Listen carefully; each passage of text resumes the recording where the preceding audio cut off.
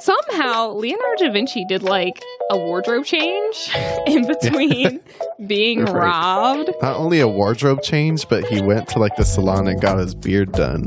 He conditioned it. He was like, I gotta do this real quick. Yeah. He looks fresh. And fresh Da Vinci.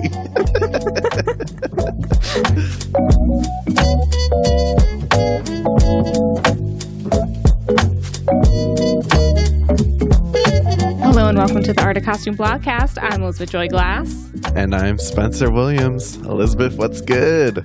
Oh, you know, life. Staying warm? Staying warm.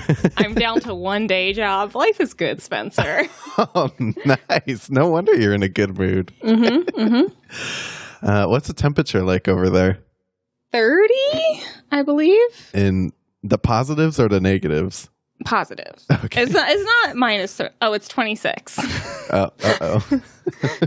Yeah.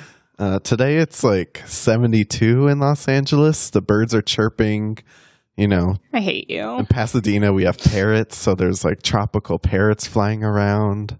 That sounds so nice. Yeah, except last night it was so windy, I thought my house was going to blow away. Yeah, what is happening? It's those Santa Ana winds, you know. Oh, yeah. And I'm allergic to everything, so of course, as soon as the wind kicked up, I texted you and I was like, I don't think I'm going to make it. You were like, I do not feel good. You were like, I was like, it must be bad if you took a COVID test. I mean, everyone is getting COVID around me, you know, and just like I sneezed once and I was like, oh, like this is it. I got up and took one of my tests and I was like, oh, okay, it's just allergies. That's a fair assumption. Yeah, so if you're listening, like, stay safe, everyone. Keep wearing your mask. Try to stay home as much as you can right now. Listen to our podcast if you must. Just, you know, be careful because it's really going around right now. So anyways, we are went down a dark path. I know. Gotta bring the energy back up. We are still in the midst of our fantasy fairy tale romance month. Valentine's Day is coming up. Happy Valentine's Day. This comes out the day after. Oh. Right. So that means I just turned 27. Oh, yeah. Happy birthday. Oh, my gosh. A future happy birthday. Yeah, that means I just celebrated a birthday. Yeah. Well, that's fun. A birthday, Valentine's Day. The perfect birthday episode. Yeah. Ever after, a Cinderella story. Yeah, everybody, this week we watched Ever After, a Cinderella story to continue our fairy tale romance month. Spencer, had you ever seen this before? I just saw it for the first time this morning. You know, it was okay. I liked it. I love this movie, but it's also like childhood nostalgia for me. My mom made her like her fancy dress for me for Halloween one year. So it's like all the nostalgic feels for me in this movie. I definitely like heard of this movie, and I know like my mom collects a lot of movies and DVDs and VHSs. I've definitely seen this like on VHS in my house at some point. I've just never actually put it in the whatever they called that contraption. The DVD player? No, well, the VHS, there's a DVD player and there's the box. The VCR. Right, there you go. Yeah. Yeah. Oh my gosh, we sound like...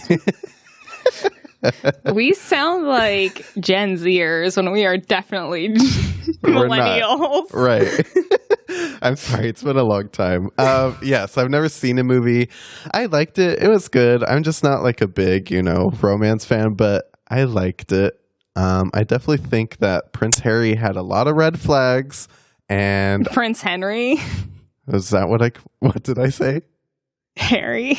I think he is Harry. Is it not? His name's Henry. Oh, man, I'm already messing it up. Prince Henry had a lot of red flags, but... Prince Henry had a lot of red flags. But you know what? Let's get into it. Give us your summary.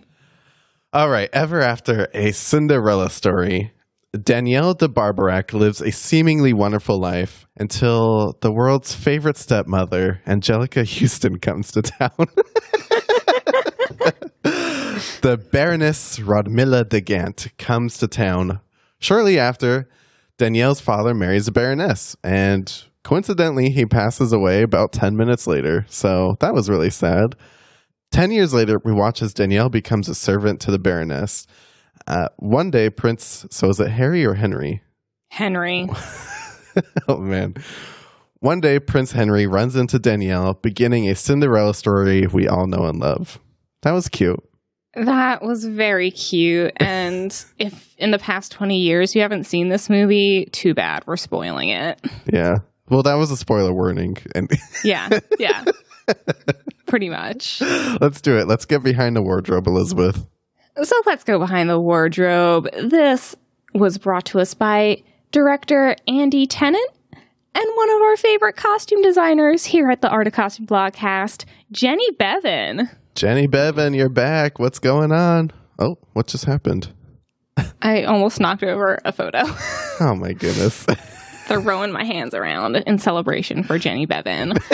One of our favorites. You know her from Room with a View, for which she won her first Oscar, Gosford Park, Alexander, Sherlock Holmes, its sequel, Game of Shadows, The King's Speech, Mad Max Fury Road, for which she got her second Oscar, The Nutcracker in the Four Realms, and Cruella.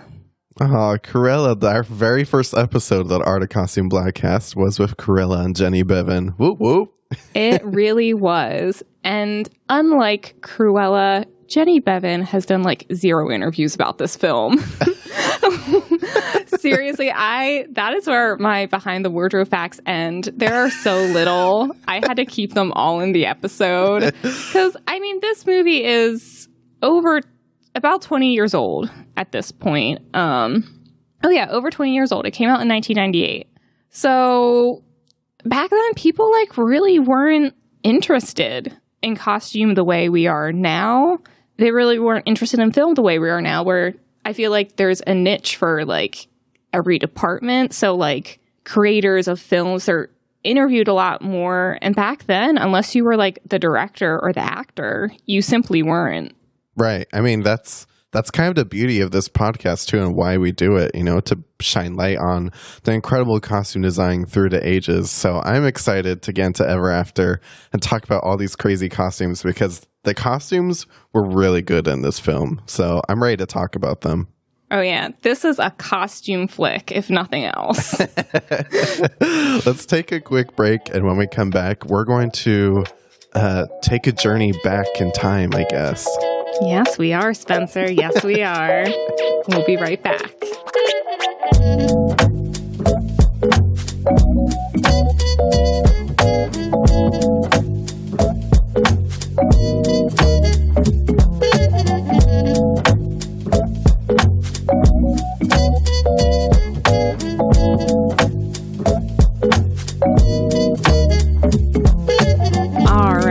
Welcome back, everybody. Spencer, are you ready to dive in? I'm ready. Let's do it. Well, Ever After, our movie starts not with our hero Cinderella, but with one of her great-great-great-great-great-great-great-great-great-granddaughters who has called the Brothers Grimm to her palace so she can put them right as to the story of Cinderella. She starts the story by saying, "Once upon a time." And we get into the story of young Danielle, who is excited at the prospect of getting a new stepmother and stepsisters, but is quickly heartbroken when her father dies, leaving her the ward of her stepmother, the Baroness, who is more concerned with the upbringing of her 2 young daughters. I love the kids in this movie. You always do. Elizabeth's a fan of like any kid we see in any film we watch. No, because I don't know, because a lot of movies just like don't feature children. Right. Like, unless like it revolves around the child, it's like, or it's a kid's movie. Like, we're not getting a lot of children in film. because they're hard to work with. Yeah, no, these child actors are really cute. I loved how Danielle runs up and still is like covered in mud, though. I was like, oh no, this is already not going well. I know. It's so cute. And I love it starts from like clearly while like Danielle and her father, they aren't aristocrats. They're clearly extremely wealthy. She has that beautiful dress with like the velvet bust and just the brocade dress. And then we have her little friend. I just forgot his name. Gustav. Clearly just the child of one of the servants and his like rough and tumble. They did a good job casting that little Gustav, though, because he looks like older Gustav. Yeah, he really does. That was good. And what I also like seeing all of the characters we're going to get to know later on. So we have Maurice, played by Walter Sparrow. And anyway, we have Maurice and the two household maids that are basically raising Danielle. And I love, you can tell their father, like, pays them well, takes care of them. Like, no, they don't look fancy, but it's like their clothes are all clearly fairly new, well, you know, cleaned and cared for. Yeah, you could tell they love their jobs, which is cool. Yeah. And we have Danielle's father, who is clearly very trying to be very fancy. I like his hat with the little, like, the side flaps. Yeah, I mean, that's such like a recurring theme in this film, but I'm so into the medieval hats here. It's so good. Yes. But then we are introduced to the Baroness, played by our favorite, the beautiful Anjelica Huston. I did not know she was in this film. I didn't look anything up. I just turned it on. And I was like, okay, here comes the stepmother. And she steps out, and I about passed out. I was like, oh no. It's our Lord and Savior, Anjelica Huston. She just looks so good. I knew you would be excited if you didn't already know she was in it. I was suddenly thrilled. I was like, oh, okay. Like, we're going to be okay. Yes. She's the perfect person to play the evil stepmother. I mean, it's written for her.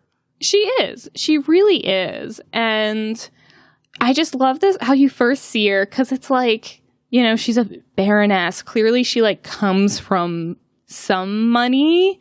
So she has like the like rich velvets on, like the very gathered chemise underneath with the necklace and the headdress. But I love how it's like this pearly gray color, because I'm like, I bet her husband didn't die that long ago. So I'm not joking. So she's probably like, oh, I'm still like kind of in mourning, but then I just married this other dude. So right.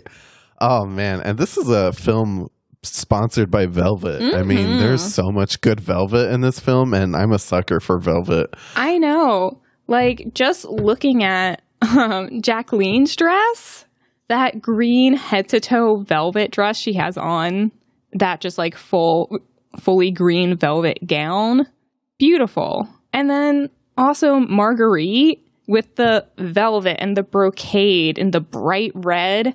And you'll notice throughout the rest of the film, those are like Jacqueline and Marguerite's colors. Yeah, they're really good at like doing the two different color schemes. It helped me remember who each one was, honestly. Well, they are trying to be a big happy family, and the dad's like, oh, I hope y'all get along, because he's just like, just off. Like, oh. He's like, I'm off to go somewhere. And even Danielle's like, can you make it 1 week? He was like 3, 2, 1. You literally just left these people here and are leaving? Like, I'd have been so mad. Father's back in the medieval days, you know? Just always abandoning their children, and karma gets him because he has a heart attack like right away. Jesus. He had it coming. He rolls over and chokes within 5 minutes of leaving. No, it's very sad. He has a heart attack. It's sad. And from that moment on, the Baroness is just pissed at Danielle. Right. But I was like confused because for a minute I was like, oh, does the Baroness like actually love him? She looks sad, but then she didn't care.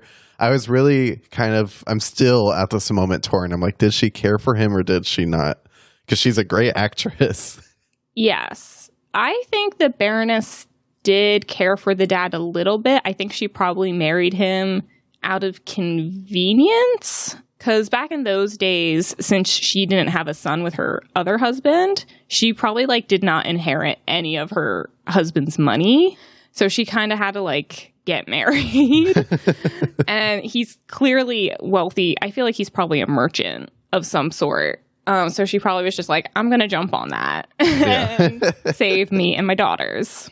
But from here, we fast forward 10 years later. Danielle is a servant for her stepmother and sisters when a chance encounter with Prince Henry, who is trying to escape his duty, leaves her with enough money to save her friend Maurice from slavery. Oh, man.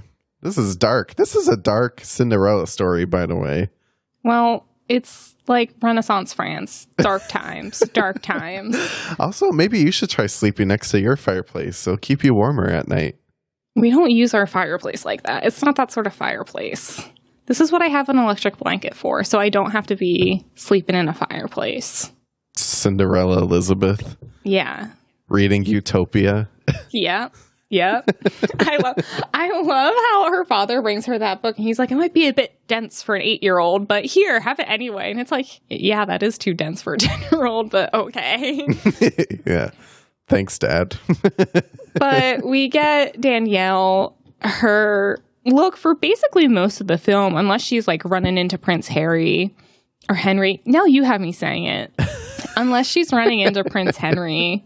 She has this, like, very basic, like, teal Renaissance-style dress with the white chemise and apron. And I believe it's the costume house Cosprop in the in the UK, I believe is what it's called, owns the costumes from this. And they also, if you go on the Wayback Machine, you can also see some of Jenny Beavan's original inspiration boards.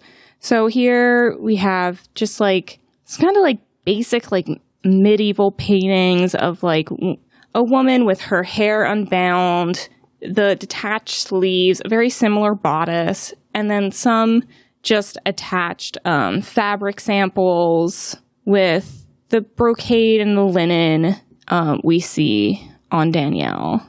It's beautiful. I'm obsessed with like the Renaissance style, like puffed sleeve. It looks so cool. It looks so beautiful. And on Drew Barrymore, it just like, it really suits her somehow. I'm like, Drew Barrymore, do another like period piece like this. Right. Actually, this is our first time having like a Drew Barrymore film and she kills it in this role. She does kill this role, and she talks about it sometimes that this was her favorite role and the role she learned the most from. Because as we all know, she was the child star of movie stars. Right. And she was like, I had a difficult time growing up. And, when she got back into acting, she like made herself like the bad girl kind of, because she's like, oh, people see me as a kid. I need them to not see me as a kid. So she did the, play all the sexy roles that a child actor does. And then she was like, oh, crap, I'm going to like be typecast. And that's when she came across Ever After. And she's like, this really like got her career going in the direction she wanted it to. She loved the message it sent. And it remains one of her favorite roles. Wow. That's awesome. Yeah, I mean, she did amazing in it. She really does. Also amazing are her stepsisters. I like cannot get over Jacqueline, played by Melanie Linsky, and Marguerite, played by Megan Dodds. They are hilarious in this. They're hilarious, and they're really good at these characters. Yeah, and I was happy that one of them wasn't like as evil as I thought. I could kind of tell like, oh, one of them is definitely worse than the other.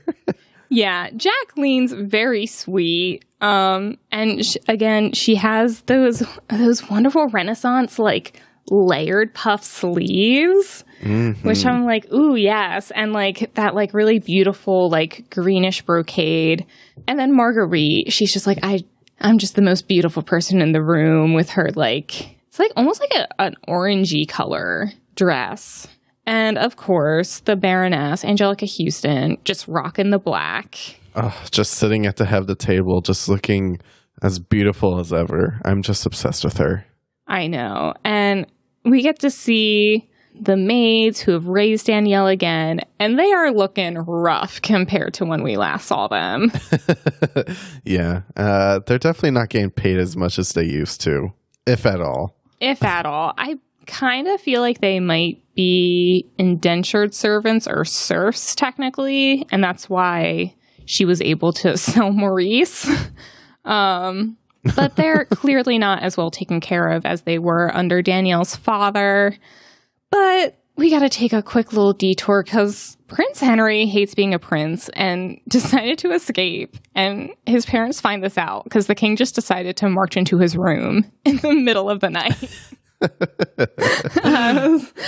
I love seeing them in their bedwear because it's like the king and queen. It's just like opulent and like furs. And I'm just like, yes. It's opulent, but it's huge. Okay, the queen's robe is basically a comforter. I mean, it's huge. This thing could go over my bed and keep me warm for the rest of my life. It's ginormous. It's insane. It's hilarious. And like same goes for the king. Like I feel like if you like actually pulled it together, it would probably look just as comforter like as the queen. But the prince, like, does not get very far because while running away, he not only runs into Danielle, who throws apples at him for stealing her father's horse, but he also runs into Leonardo da Vinci being robbed and agrees to chase down the robber who has stolen one of his paintings. It's so funny when I was watching this and they ran into him. I was like, oh my gosh, that guy looks like Leonardo da Vinci. Isn't that funny? And then I was like, oh, it's actually Leonardo da Vinci. Okay. It is Leonardo da Vinci. And I love his skull cap with just like, I'm like, this isn't exactly travel wear, but okay. Right. It worked. He's just like you said, brought to you by Velvet, just like a huge velvet coat and then very like simple clothes underneath. I'm like, do you have money or do you not? The velvet. Oh, such good velvet. I'm obsessed with it. I love, they do a very good job of mixing velvet and brocade in this. Mm-hmm. Chef's kiss. Yes. But now that Danielle has the money to save Maurice, she's like, okay, I gotta dress up like a courtier and go save Maurice. And the Baroness is like, we gotta get a brooch to bring attention to Marguerite's cleavage. It worked. It worked. This scene is hilarious. First off, the merchant, I'm just like, where is this hat from? Like, I need a medieval hat, a Renaissance hat. Like, I need this. Like, they really pull out all the best of the Renaissance era. They do. In this movie. So good. I want it. I need it. We all want it and need it. Also, Anjelica Huston is looking good in her, like, going out wear. I love this little cape she has on. It's so good. I mean, I'm trying not to just talk about Anjelica Huston for the remainder of this podcast because she's clearly my favorite. But this costume she greets the merchant with, it's so good too. I'm obsessed with it. I love black on her. I love the darker colors. And what do you call this like head wrap hat thing? It's a headpiece. I forget the name of it, but with the veil off the back of it, it totally works for her. She should do that today. She should. We should bring veils back. We should. No, we should. Remember when we watched Dune? Like, that is what we should be doing. A veil. Gotta think about how I can make this work in my day-to-day. Anyway, I love this little scene with Gustave and Danielle where she's like taken the dress he's painting and dressing up as a courtier. And I'm just like, her and Gustav just have like the cutest little relationship. Yeah, they're cute. This messy guy that comes over. But I love the her messy like guy that comes over. Yeah, I mean, look at his haircut. He has like He's a painter. He's an artist. Right. He's poor. He doesn't have enough money for a good haircut, Spencer. He's that painter guy with the messy haircut from Silver Lake, we all know. Mm-hmm, mm-hmm. But I love Danielle's like servanty garbs she has on. I like the blue theme that she kind of carries throughout all of it. It's like a subtle nod to like the Cinderella colors we know, but it's subtle. It's very subtle. I also love in this scene you can see like the different layers she has on. Gustav, I feel like he just has like a like blown up version of what he had as a kid. That's like slightly nicer. Right. And I love her board for Gustav because it's just like the little kid on the ground. Right. It's the messy kid. It's the messy kid. But the prince, he was caught by the royal guard and is like, oh, well, I guess I gotta go return this horse. So the Baroness takes this opportunity to introduce her daughters to him. Oh, man. Wait, isn't this the same costume from earlier, though? I don't think so. I think she might wear this later on, but it's definitely a different headpiece. Right. I mean, this black and gold. Oh, shoot. That's a good one. It's just the textiles on the hat and the sleeves, but then like the multiple layered sleeve that's going down. It's, oh man. Yeah. With the gauntlets, it's beautiful. It's just because it's like the velvet, and then it has this like lame-ish. It's probably more of a brocade, but it almost looks like lame like undersleeve coming out and like puffing. And I'm like, ooh, it's so good. It's so good. I hate it. It's so good. And Marguerite definitely found a brooch to draw some attention.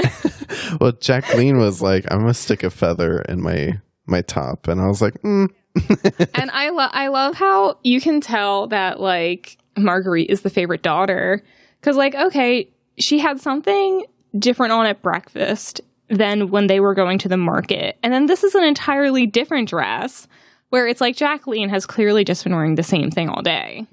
Right. Her sleeves are huge. They're huge. Billowing. The whole thing's made out of this like brocade. But Danielle, she's like, all right, we gotta go. We gotta go get Maurice. She's looking beautiful. And she is able to secure Maurice's release after having a philosophical debate with Prince Henry, who somehow does not recognize her.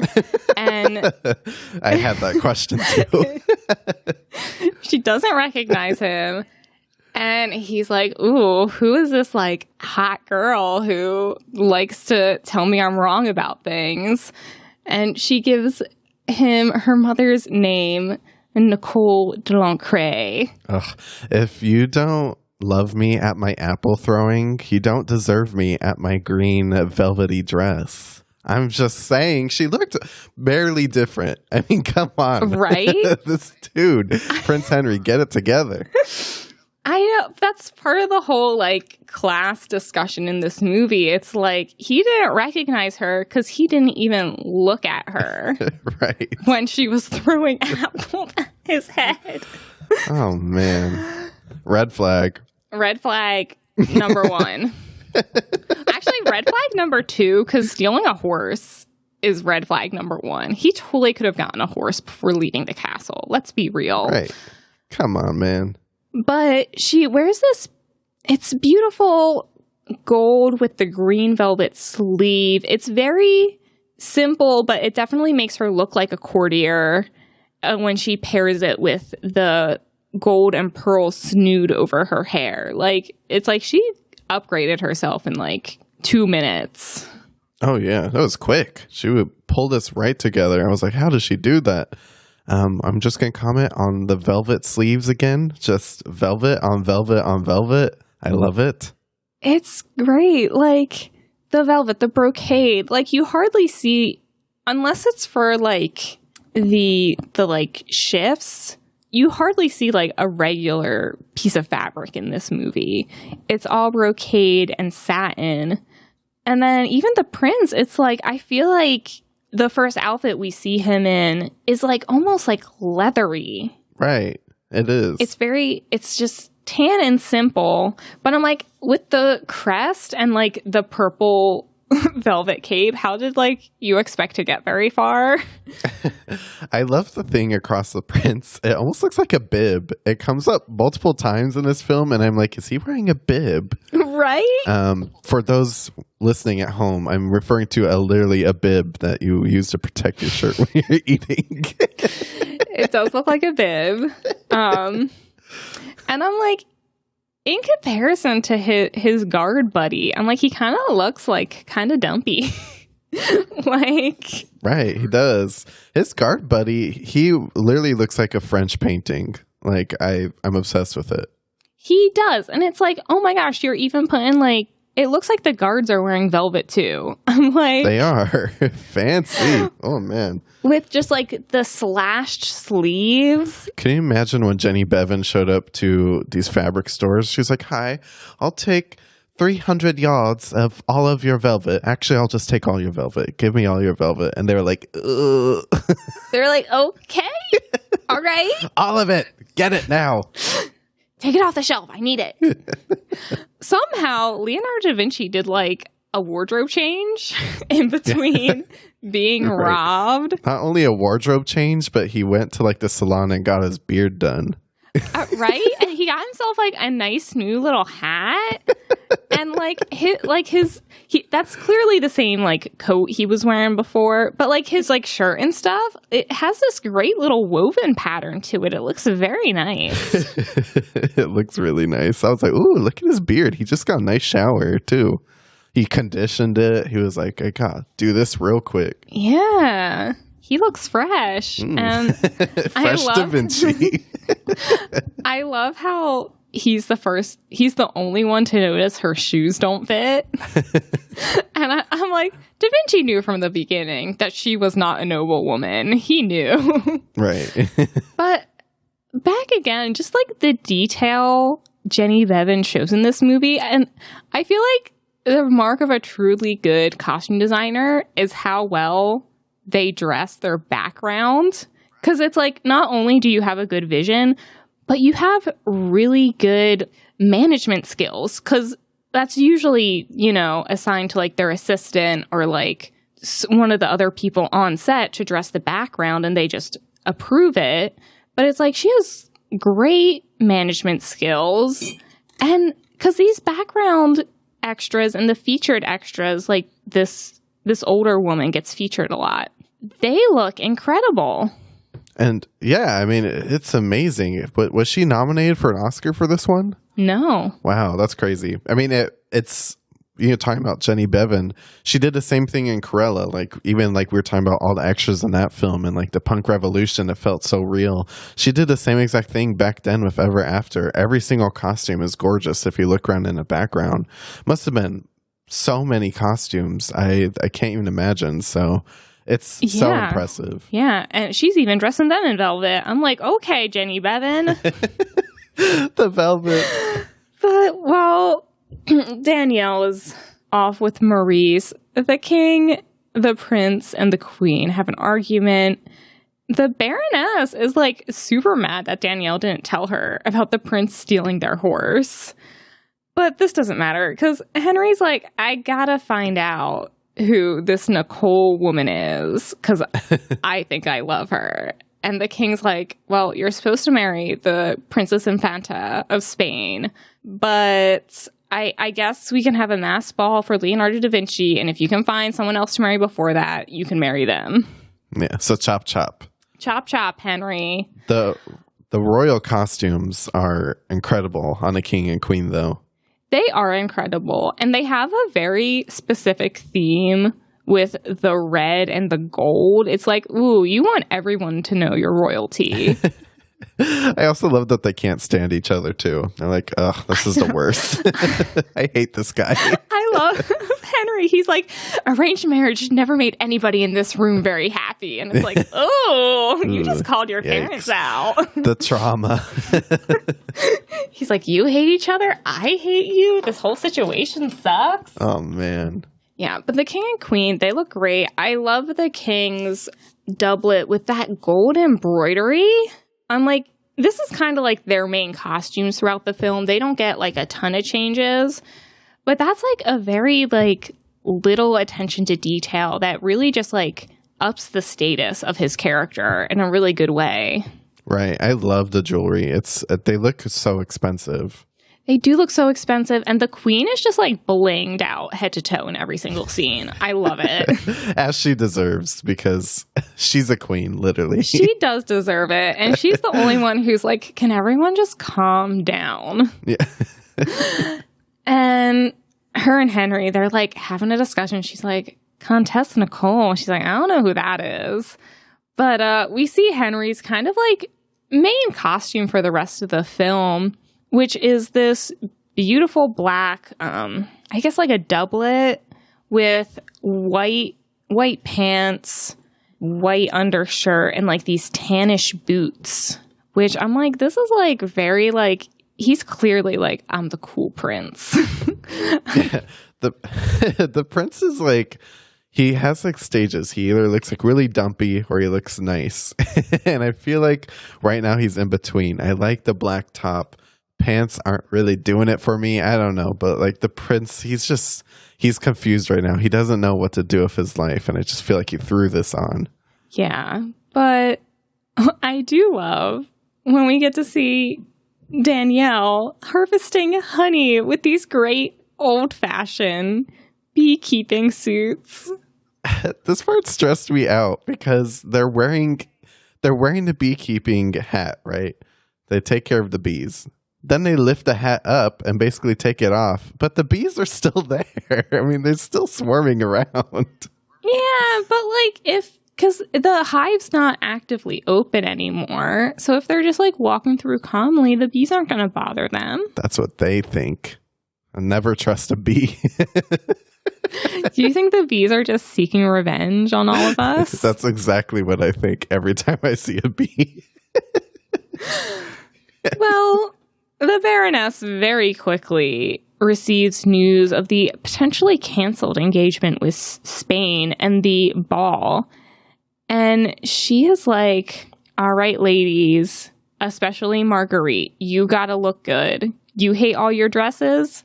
I'm gonna show you Danielle's dowry, which is this beautiful, beautiful gown. Right. How dare they? I was so mad at this moment. Like, put that shit down. As does not belong to you. I know. It's so beautiful, though. I was like, ooh, I know where that dress is going to be used. Like, just knowing Cinderella, you're like, oh, okay, so that's the dress for later. We'll save it. I know. And they're so mean to Jacqueline. I'm just like, why you gotta be mean? Like, she looks so cute in this little green number, and they're just like, no. Yeah, they're mean, but I do like this scene, though, because we see, like, the different color schemes in each of them, so I also feel like this is also, like, a callback to, like, the Cinderella story we all know, where, like, one character's one color, they all have, like, their own color. Yes, definitely. But, of course, Danielle interrupts them, because it's like, she's around the house, what were you thinking? Right. And the queen's like, oh, if you get all your chores done, you can totally come with us. Yeah, sure. That was never going to happen. No. But Danielle's like, okay, cool. Let me go, like, hunt for some truffles and go for a swim. And she runs into the prince and Leonardo da Vinci for a third time while swimming in the lake. Oh my gosh, that feels like fate. Also, I'm obsessed with Da Vinci's water walking shoes. I mean, I'm into it. He looks like he had a good thing going. I was like thinking about this last night, and I was like, I wonder if he really like made boat shoes, because like that man, he developed so many like wacky things in his life, and he did. It was like shoes with like little like ski sticks, and that's like what he was imagining, like boat shoes and ski sticks to get us walking on water. It's a great idea. I'm behind it. But I like we get to see the prince's purple cape here, and I'm like, you really tried to run away in that. Right. Come on, man. Yeah, I love the purple too. It's funny that, purple's like the color of royalty, yet we don't see it a lot in this film. But I did love this purple robe. I feel like that's what I would wear if I were royalty in this crazy fairy tale. Yeah, I find it funny, like maybe it was different back then, but I believe the like royal French color was blue. That makes sense. And England was red and gold, but I don't know, because this movie does what a lot of movies and shows do, where all like the French people have English accents. Right. So I feel like maybe there wasn't the strictest attention to historical accuracy or geographical accuracy. I mean, even still, like the film I just saw, The Last Duel, the new Ridley Scott one, they're all French. And that takes place in France, right? Right, and it's all English accents. I mean, it's hardly even English accents. It's Adam Driver, so I dare to say there was barely an accent there. Because he's Adam Driver. He doesn't need to do much else. Right. But the prince, after once again not recognizing who she is, come on, is like, okay, I gotta go play a tennis match. And who shows up but Marguerite looking fine. Marguerite does look fine. This is one of my favorite costumes of the entire film, like that raspberry velvet that just sparkles and shines so nicely. For a second, I was like, ooh, I think this might be my favorite costume of the film. It's so good. You are right. This is beautiful, and it's very opulent, clearly to show, like, ooh, look, see, we have money, like, pay attention to us. Because I'm like, without the money, I don't see how, like, a prince is ever going to marry Marguerite. Like, right. That just didn't happen back then. Even just aristocrats for no reason. Like, right. I loved all the like extras though in the tennis scene, because literally there's a part where all of the girls like are in order, almost like in rainbow colored dresses. It's almost like there's just this rainbow of opportunities for the prince. For him.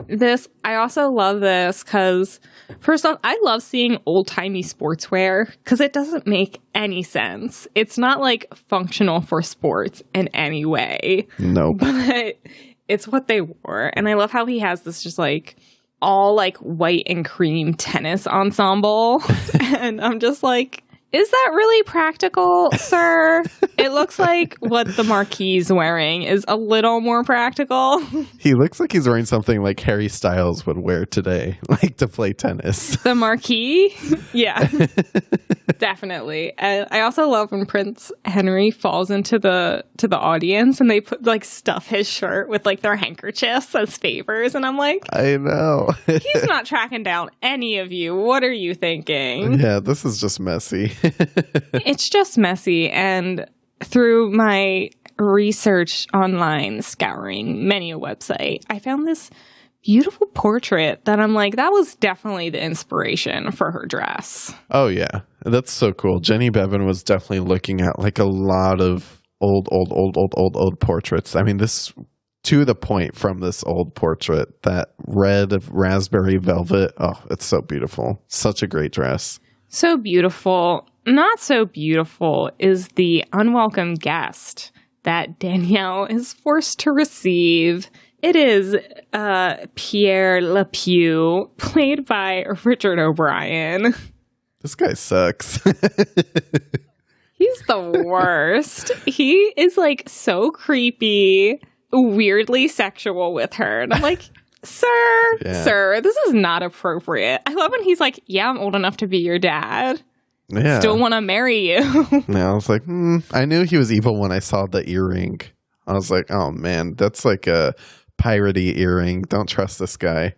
I know. This is gross. Like they styled him kind of like a skunk. Like, so gross. But it's so funny because he's Riff Raff from Rocky Horror Picture Show. Oh my gosh, he is. I didn't even... Isn't that wild? That's crazy.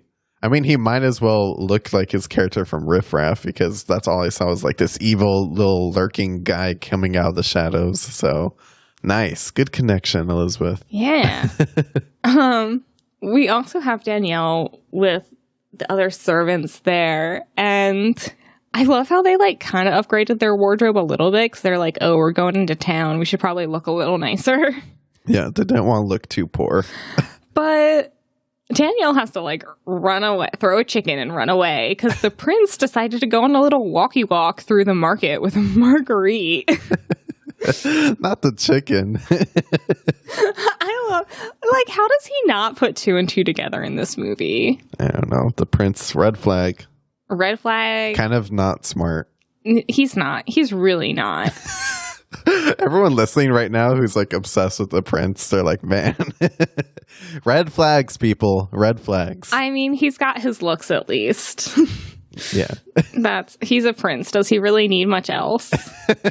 I wish you could see the Baroness's dress more in this, because this is like the only color she wears in the entire movie is this like burnt gold velvet dress with the beautiful veil. Yeah, I love the veil on her. I love that this one's a little bit more transparent so you could see her hair. And it's just such a good shape on Anjelica Huston. She knows her angles. Just the costumes just fit her so well. Later that night, the Baroness is rocking some beautiful nightwear and like kind of tries to have a heartfelt conversation with Danielle a little bit.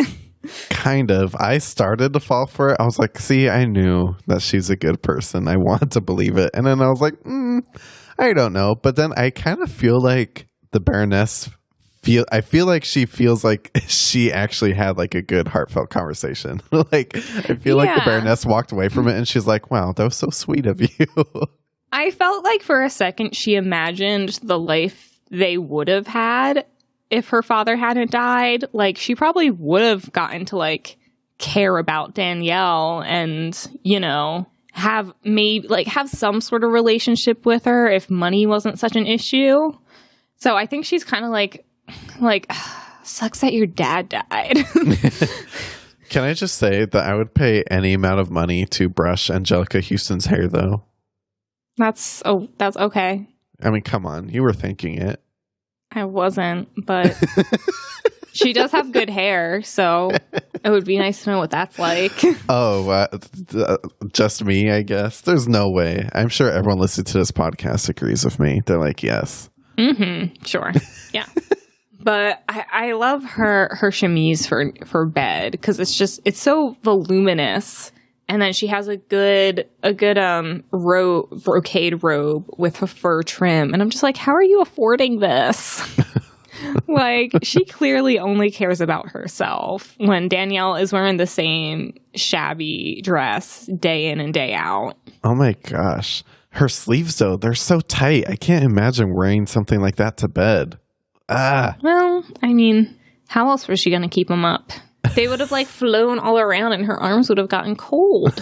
I guess. I don't know. But let's take a little nappy nap ourselves, go on a little break and come back for the rest of this amazing film. I'm going to go brush my hair. Get that out of my system. Okay. I think that's a good idea for you, Spencer. We'll be right back.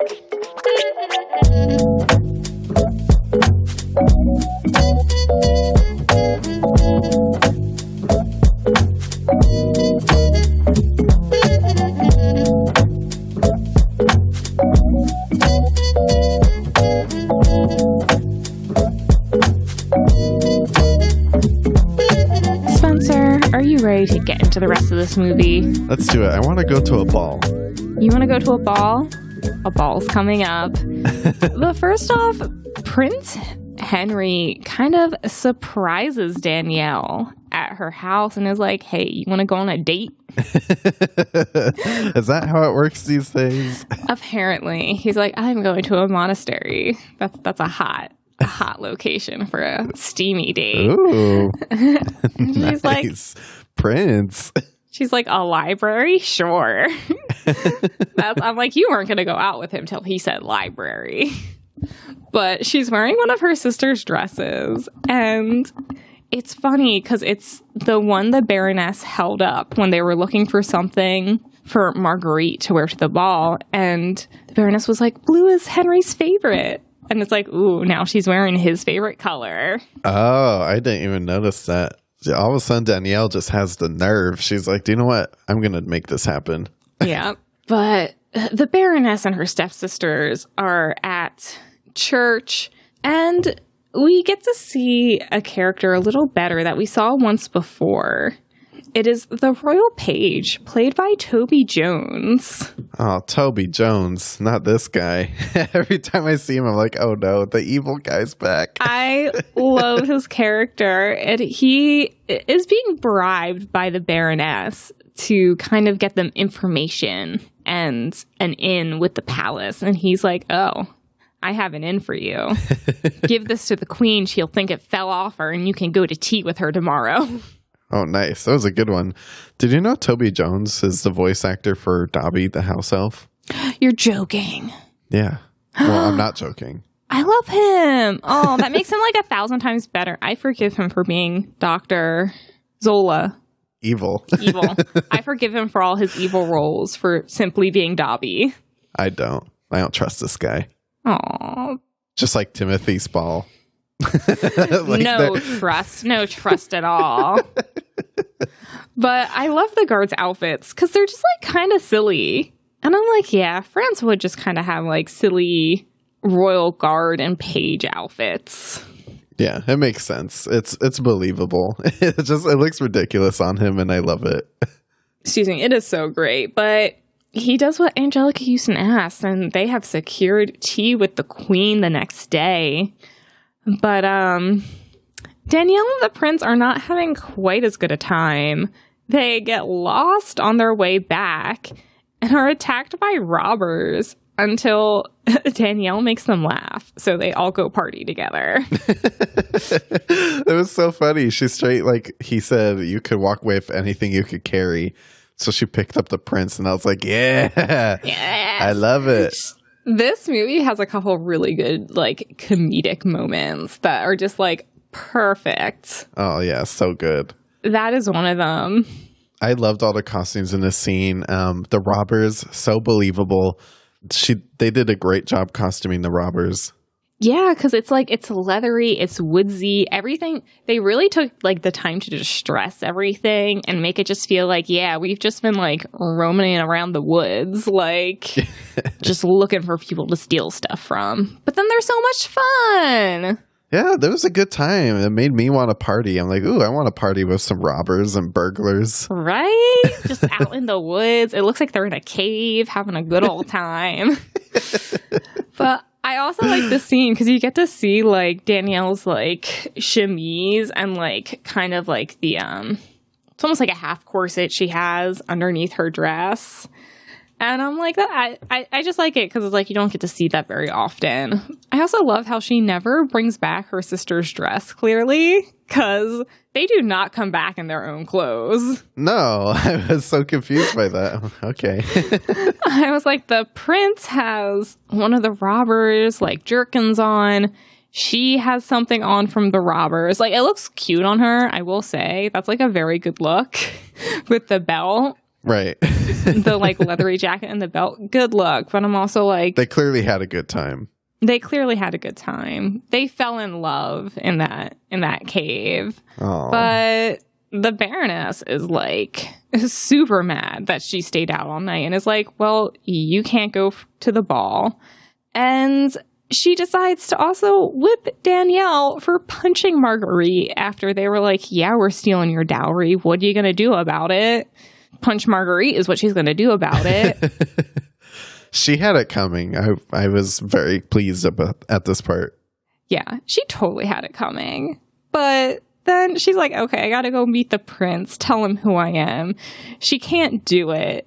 And meanwhile, the queen is having tea with the Baroness and Marguerite. And the Baroness is like, oh, I know this contest you're looking for. She's leaving today. She's marrying a Belgian. Throwing the prince into heartbreak. But this is like when they go to the ruined palace. I think this might be my favorite dress on her. Ooh. Is the red velvet. Yeah, I mean, it's a great color on her. It's a great the fit is great. Like, the snood, for some reason, like, it really complements the dress she's wearing. I think it's a really beautiful piece that doesn't really get used. Yeah, she looks stunning. And, you know, the neckline is perfect. I love the white poking out of the sleeves, too. Like, this combination of red and white works so well together. She just looks beautiful. And the light hits her just perfectly in the palace. She's glowing, even though she's, like, sad. It's just, it all works great. It works great, but she's like real fast got to run away because she's like, oh.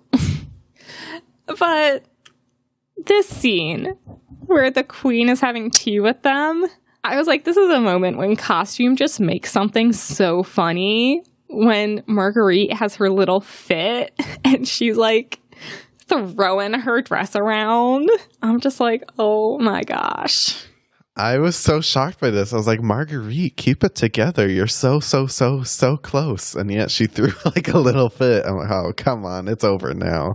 Right? And I'm just like, clearly there was no B. Like, you just had a little hissy fit. And I'm like, didn't the queen... I'm like, I'm starting to see where Henry gets it. Like, the queen did not put two and two together that they weren't happy about telling. Like... The apple doesn't far. I can't even say it. Dumb. But Marguerite's giving me Cersei vibes right now. No wonder she's your favorite. I didn't say she's my favorite. You were saying this is like your favorite costume. It's a good costume. All right, maybe you're costume. Right. I knew it. You love a mean blonde.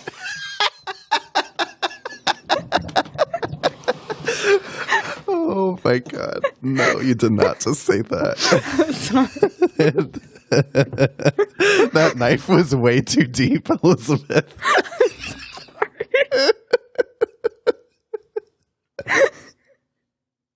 Ow. Ouch. Ow, my back hurts. Oh my God, ow.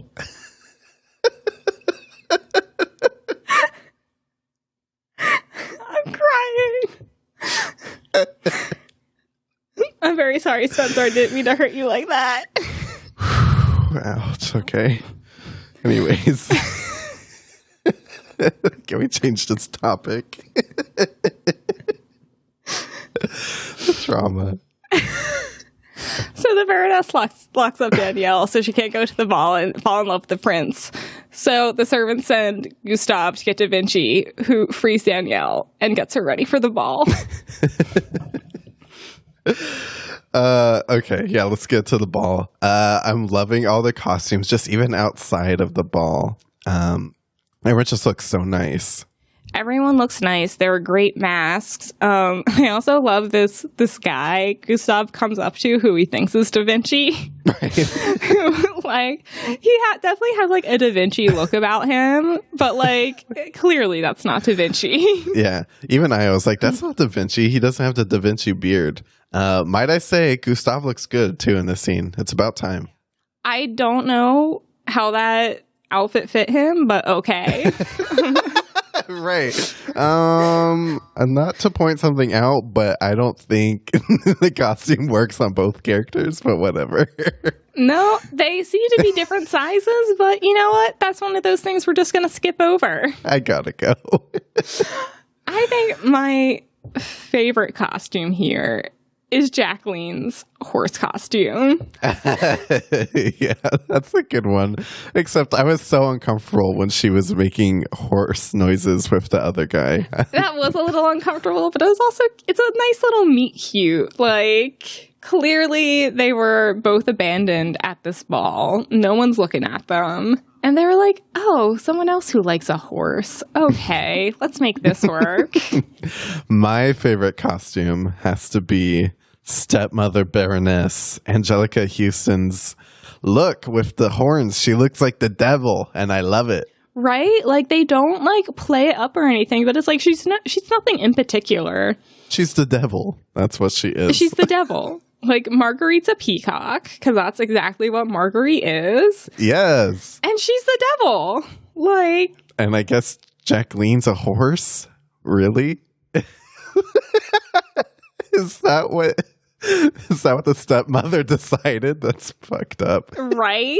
She's so mean to her daughter. So mean. Oh, man.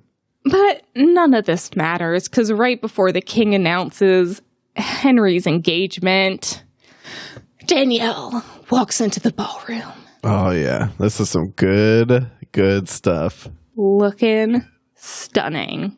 So I was able to get information about this dress from everaftercostume.com. All right.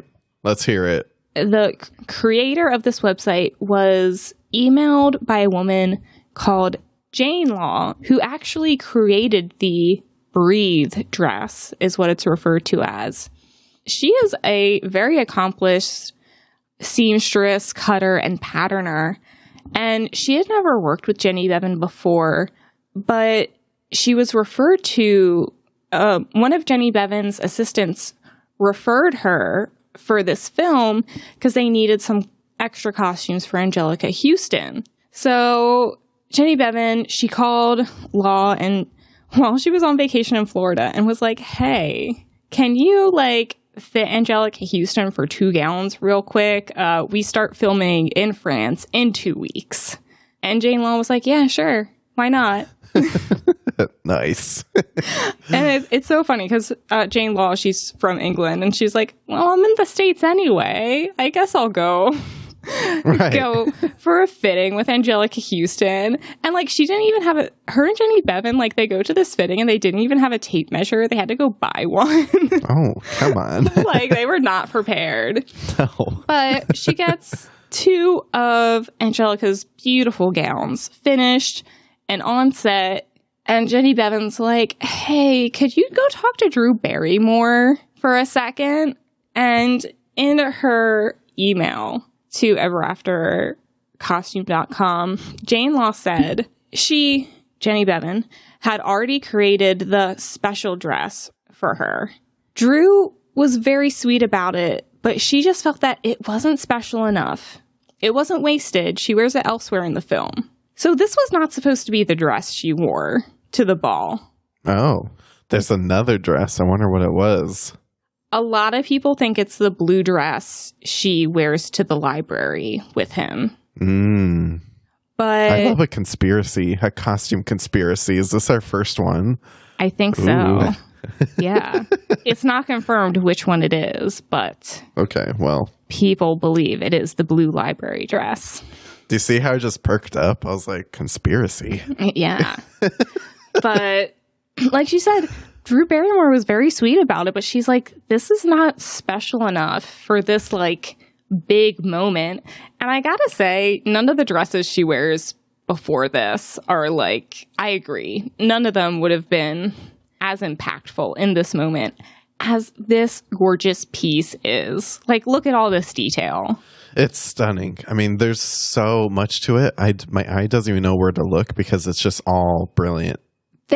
There's pearls, there's little seed beads, there's a lot of this is antique fabric. It's silk, and some of the fabric had metal threads in it, and it's just gorgeous piece after gorgeous piece. I love the drape of it too, and the such detailed pleating in it. It's just it's so good. Oh yeah, it's it's very it's a very slender dress, but it still manages with all that pleating to have so much fabric in it. And it's one of those things that's it doesn't look super detailed, and then you start to look at it and it's oh my gosh, it's covered in embroidery and little pearl accents. It's insanely gorgeous. It's a museum piece. It's stunning. It is. And the shoes, the glass slippers, what we all know Cinderella for. Jane Law said, a few figures give an idea of the work involved to produce the slipper. All strictly hand done by Ferragamo Florentine craftsmen.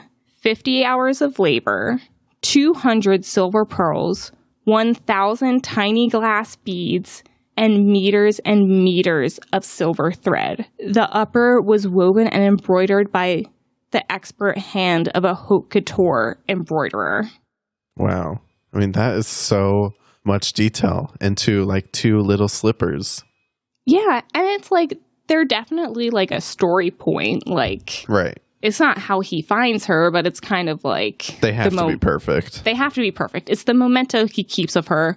Clearly, these shoes made it through even the French Revolution for her great-great-great-great-granddaughter to still have one of them. But it's like the glass heel and just like the work, like a haute couture embroiderer, like for a pair of shoes. Okay. It's insane. I just can't even imagine. This would take forever. I mean, they said 50 hours of labor. I just can't even imagine.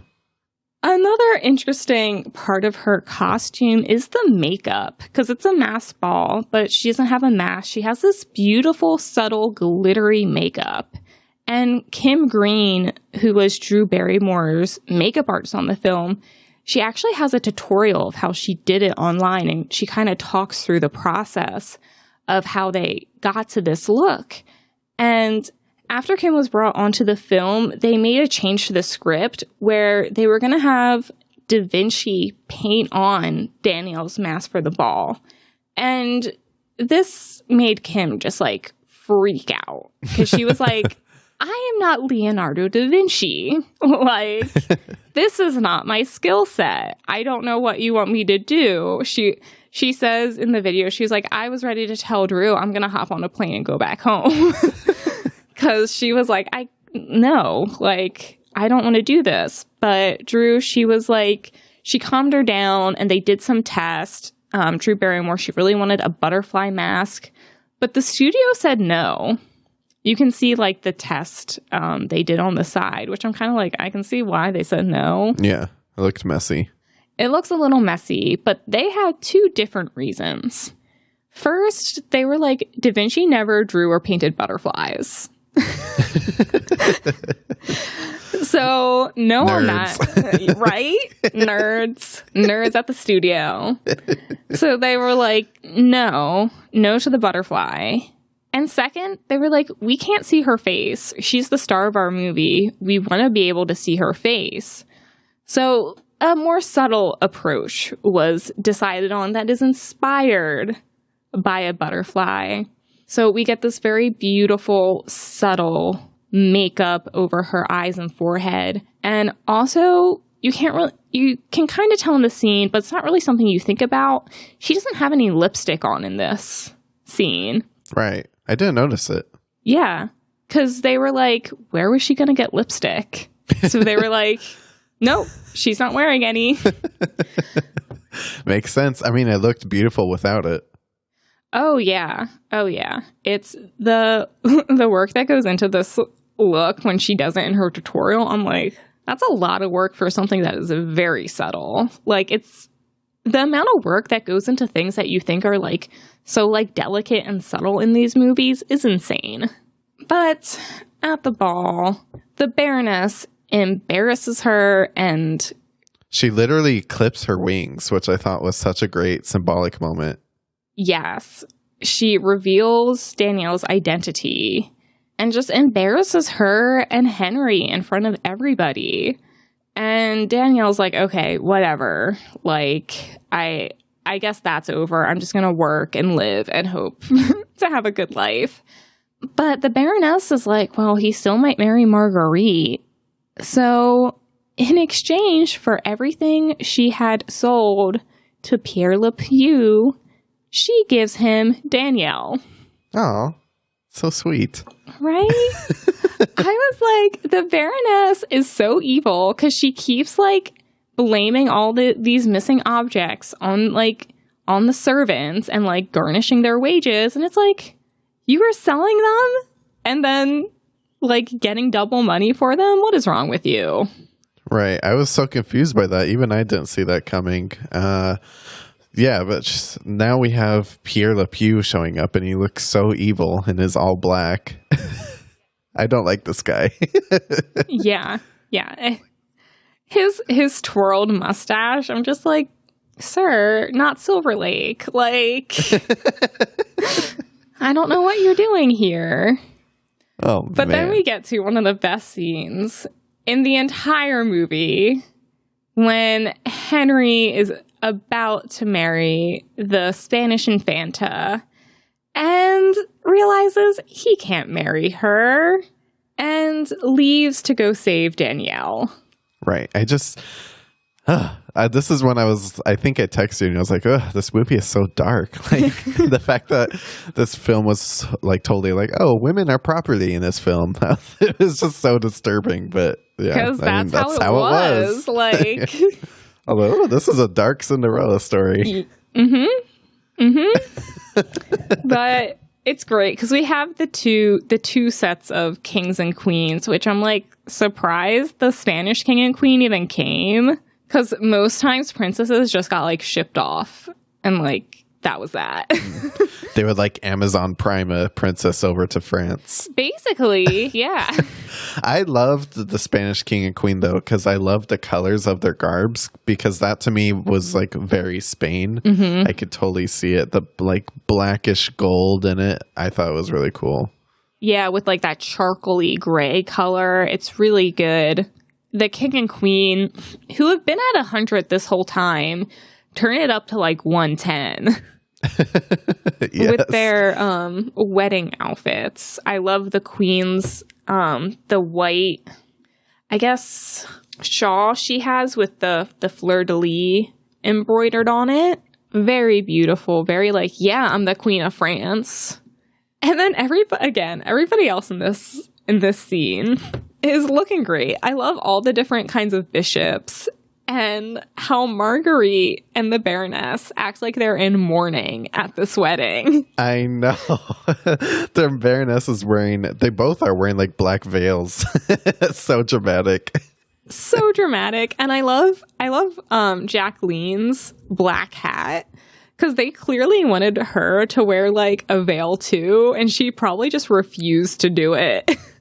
And was like, I'll wear a hat. Okay. Yeah, she was like, this is stupid. But the best costume of this scene has to go to the Spanish Infanta. This actress. Oh, my gosh. She nailed it. It was so good. And just that costume was like, wow. I loved the trains on both of their costumes. I know. The capes they're wearing, like, they're a million miles long, first off. And then they're just filled with detail. Even her veil has these, like, little gold stars on it. And the crown she basically wears, I'm like, ooh, this is definitely Spain that just, like, went and conquered Mexico. Like, oh man, that is stolen. Oh no, not again. Yeah, but it still was all so stunning though. And even the prince looks good, who I haven't been a big fan of, but his costume was killing it in this moment. Yeah, the red and gold, I'm like, this is the best he's looked this entire time. Like, clearly his mother dressed him. He looks great in a red flag red. It's just glowing. Yeah. It tells you exactly who he is. A red flag. A red flag.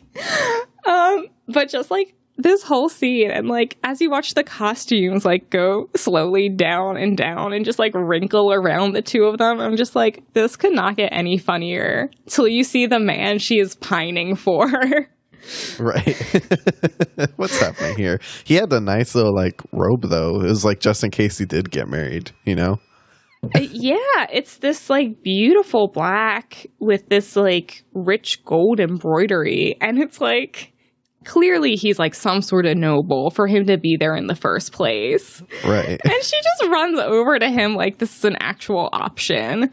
But you do get to see her gown, which has the red, which I'm like, okay, that makes sense because she's wearing red because clearly that's what they've decided France's colors are.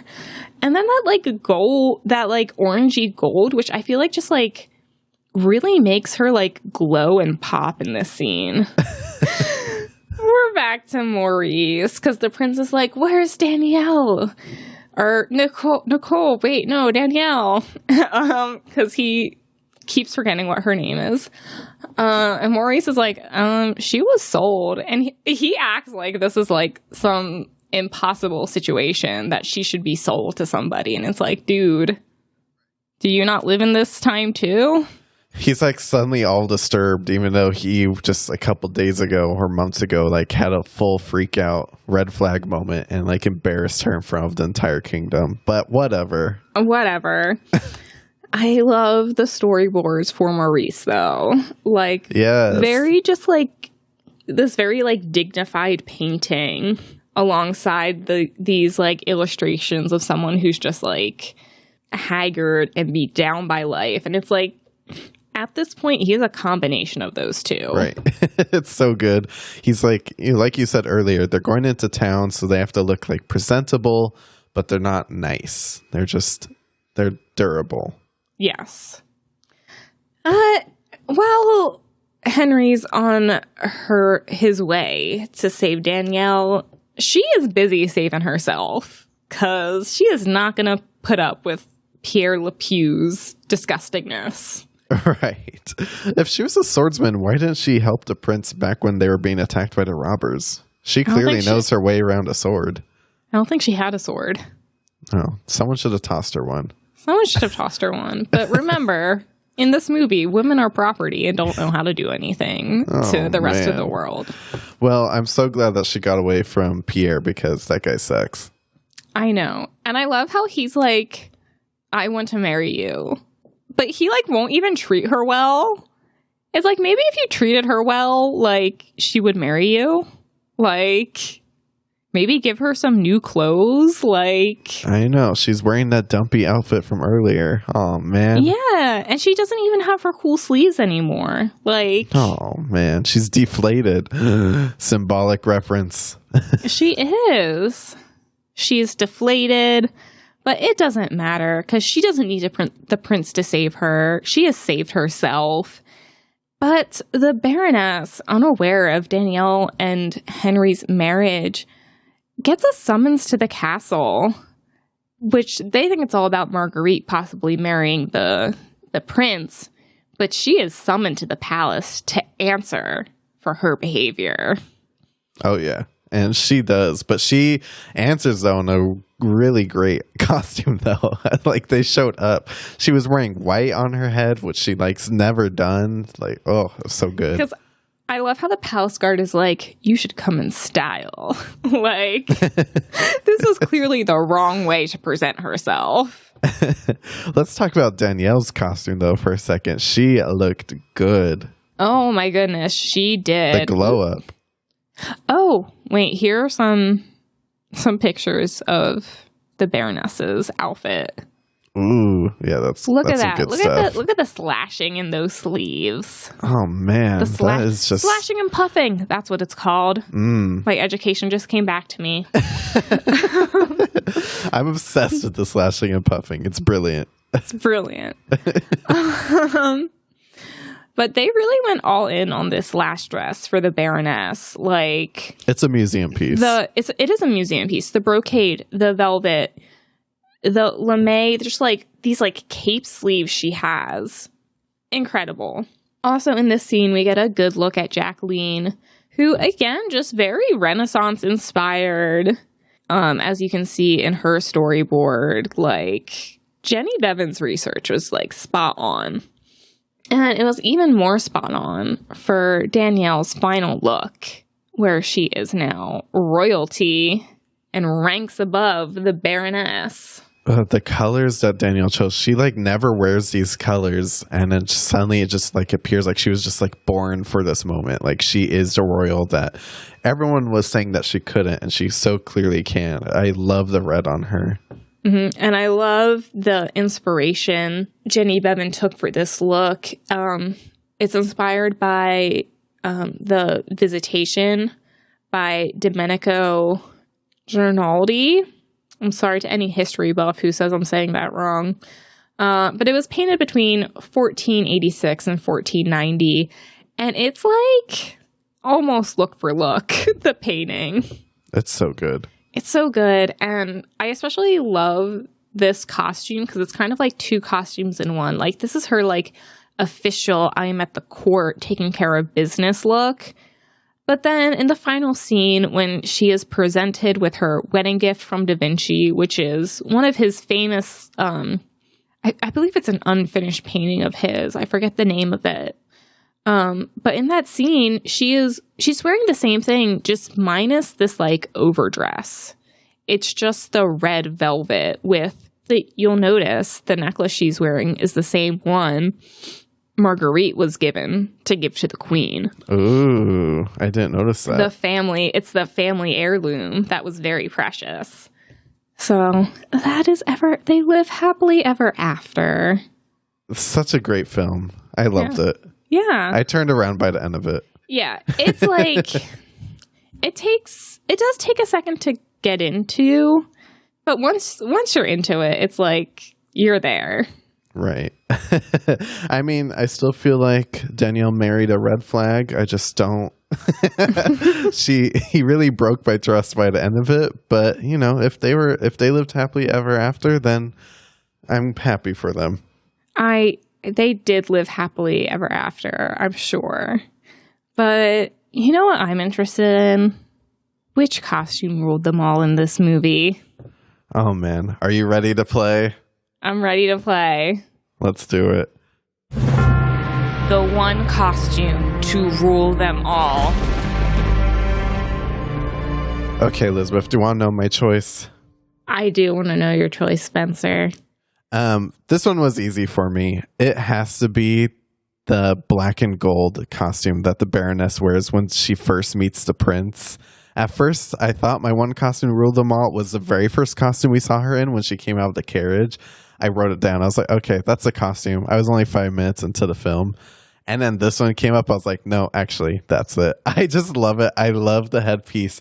I love the puffing of the sleeves, the gold on it. Oh, she just looks like a beautiful portrait. I just want to keep this forever. I will agree. This is a great one. It shows the Baroness as she truly is, which is evil.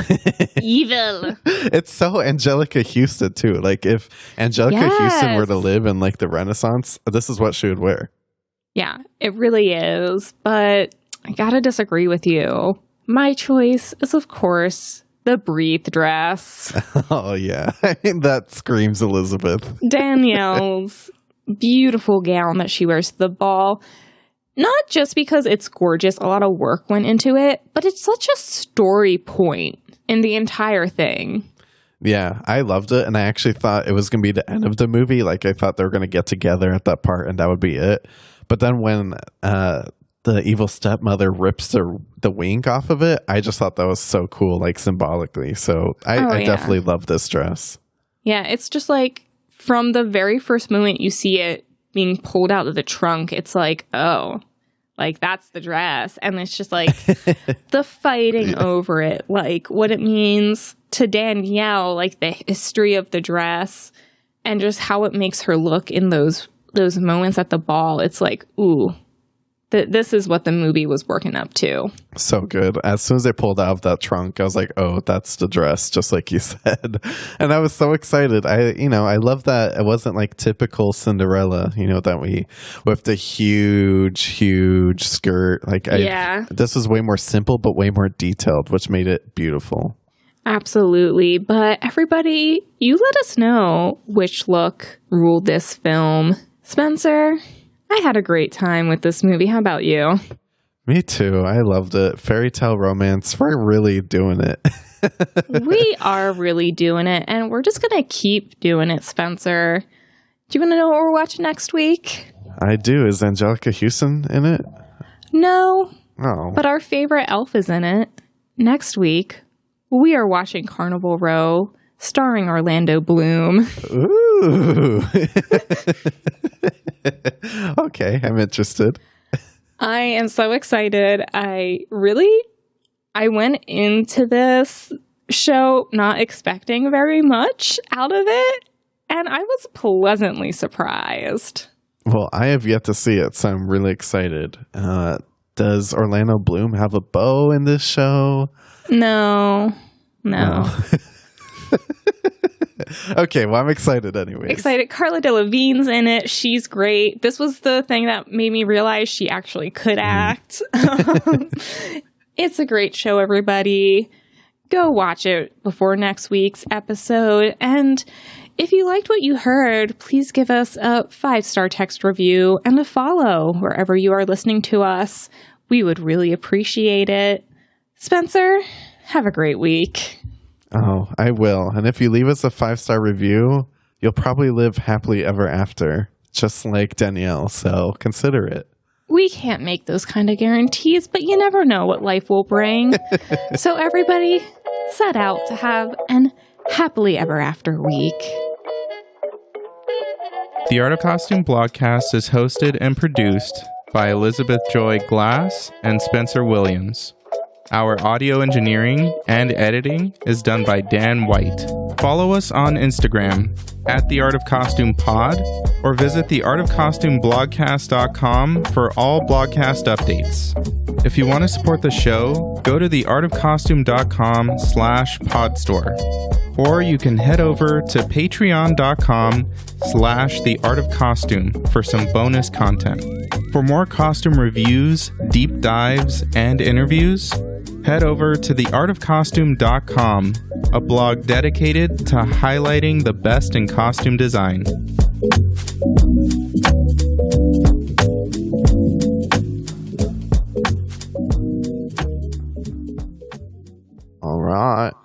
All right, you ready? Let's do it. Are you sharing slides today? I for can this share one? This. Yes. I could do fellowship. All right. Sounds good. Here, let me share my screen. Sounds good. Host has disabled participation screen sharing. Spencer. How could this have happened?